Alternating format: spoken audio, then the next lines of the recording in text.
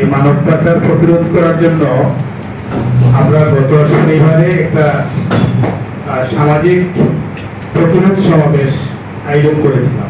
ওখানে ইউনো মহোদয়, ওসি সাহেবকে আমরা নিমন্ত্রণ করেছিলাম, ক্যাম্প কমান্ডারগণকে আমন্ত্রণ করেছিলাম।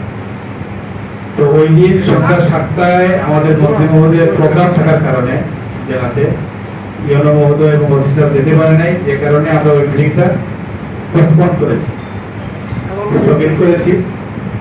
আগামী শনিবারে সম্ভাব্য ডেট আছে, আমরা ওই মিটিংটা করব। তো ওখানে সমস্যাটা হলো প্রতিদিনই বাংলাদেশ থেকে চুক্তি বয়সী নারীদেরকে ইন্ডিয়া পাচার করা হচ্ছে এবং ভারত থেকে কিছু মহিলা বা পুরুষদেরকে আবার বাংলাদেশে ক্রুশিং করা হচ্ছে, এটা যেটা পাচারের মাধ্যমে। রাস্তায় ছিনতাইয়ের ঘটনা ঘটতেছে, এদেরকে কেন্দ্র করে জিম্মির ঘটনা ঘটতেছে। যুব সমাজের যে নৈতিক অবক্ষয় এর মাধ্যমে এটা ভয়াবহ খারাপের দিকে যাচ্ছে।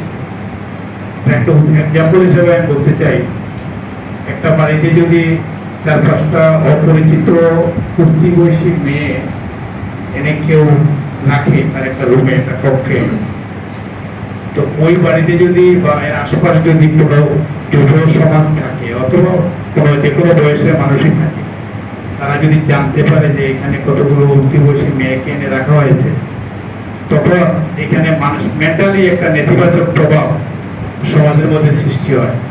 এবং এটা নিয়ে এখানে অনেক ধরনের দর্শনের ঘটনাও ঘটে, জোরপূর্বক দর্শন এবং রাস্তাঘাটে বিভিন্ন জায়গায় এদেরকে হেনস্থা করা, শ্লীলতাহানি করা, এই সমস্ত ঘটনাও ঘটেছে। এলাকায় এইভাবে জনশ্রুতি রয়েছে।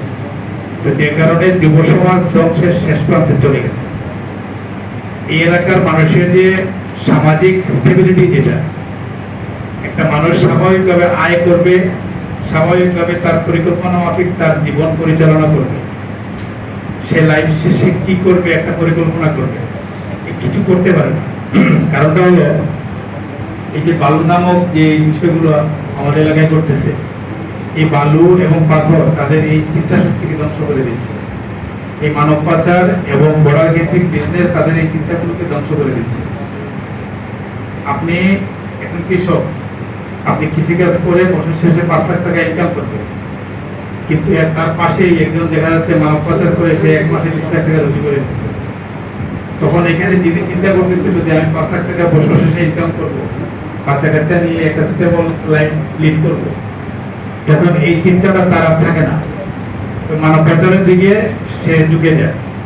আরেকজন দেখা যাচ্ছে এখানে বালুর ব্যবসা করতেছে, বালুর ব্যবসা করে 2 মাসে সে 20 লাখ টাকা রুজি করে দিচ্ছে। তখন আশেপাশে যারা আছে তারা দেখে যে এই লোকটা 20 লাখ টাকা রুজি করে দিচ্ছে, তা আমিও করে দেবে। সে বলে কি তার হালের লাঙ্গল চোয়াল যা আছে, গরু বাছুর যা আছে সব দেখে ওই নদীর দিকে নামতেছে। নাইমা কার বাড়ি যাচ্ছে, কার রাস্তা যাচ্ছে দেখার কোনো সুযোগ নাই। এরকম করে এলাকার শান্তি শৃঙ্খলা যা আছে সব ধ্বংস হয়ে যাচ্ছে। তো আমি আপনাদের কাছে অনুরোধ করব, সরকার যেহেতু ইজারা দিয়েছে, বালু এখান থেকে যাবে, নিয়ম নীতির ভিতরে যেন সবকিছু যায়। ইজারা বহির্ভূত এলাকা থেকে বালুটা তারা যাওয়ার ক্ষেত্রে ভূমিকাটা আরো জোরদার করা উচিত আমি মনে করি। বিজিবির ব্যাপারে আমি একটি কথা বলতে চাই, এটা খুবই দুঃখজনক এবং খুবই কষ্টদায়ক। বিজিবির সামন থেকে স্টিল বডি লোড হয়ে যায় ইজারা বহির্ভূত এলাকা থেকে, বর্ডারের প্রায় ধরেন যে 1000 ফুট বা 1500 ফুটের ভিতর থেকে। কোনো সাউন্ড নাই, কথা নাই, বার্তা নাই। এই বালিটা এসে উপজেলা প্রশাসনের নাগের ডগায় এসে আবার আনলোড হয়, ব্যবসায়িক কার্যকলাপ হয়, কোনো সাউন্ড নাই। কিন্তু একটা লেবার 20 ফুটের একটা বার্কি নৌকা, যেটা আমাদের এই এলাকার সংস্কৃতির অংশ, এই সংস্কৃতির ধারক এবং বাহক একটা লেবার যখন বার্কি দিয়ে ওই এলাকায় যায়, তার এই নৌকাটার উপরে যখন একজন বিজিবির জওয়ান এসে তার সর্বশক্তি প্রয়োগ করে এটা তলাটাকে সিদ্ধ করে দেয়, তখন ওই নৌকার তলা সিদ্ধ হয় না, আমাদের কলিজায় আঘাত হয়। আমরা যখন দেখি যে এখান থেকে স্টিল বডি লোড হয়ে যায়, কিচ্ছু হয় না, কোনো সাউন্ড হয় না, একটা লেবার দিনে এনে দিনে খায় ওই বাকি নৌকা দিয়ে, হাত পা দিয়ে সে এটার মধ্যে কিছু বালি টালি চালনি করে নেটিং করে উঠে নিয়ে এসে বিক্রি করে সে এখান থেকে 500 টাকা 600 টাকা লাভ করে প্রফিট নেয়। এটা দিয়ে তার সংসার চালায়।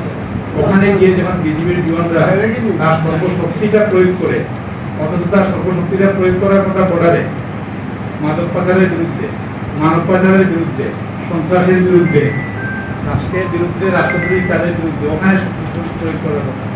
তো ওখানে কোনো কিছু প্রয়োগ হয় না, প্রয়োগটা হয়ে যায় এসে ওই নিরীহ লেবারগুলোর উপরে। আমাদের প্রশ্নের সম্মুখীন হতে হয়, আমাদেরকে অনেক জবাবদিহিতা করতে হয়। এগুলো মানুষ এখন বুঝেও যায়।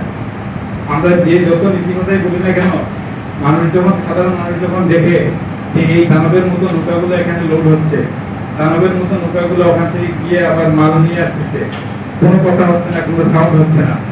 আবার এই ছোট ছোট 20-30 ফুটের নৌকাগুলো যখন তারা কাজ করে, ওগুলোতে যখন আঘাত আসে, তখন সাধারণ পাবলিককে বুঝাইবার জন্য কোনো ভার্সিটি টিচার লাগে না। তারা স্বাভাবিকভাবে বুঝতে পারে আমরা সবাই বায়াস। এই অফিসে যারা আছি আমরা সবাই বায়াস, তারা বুঝতে পারে।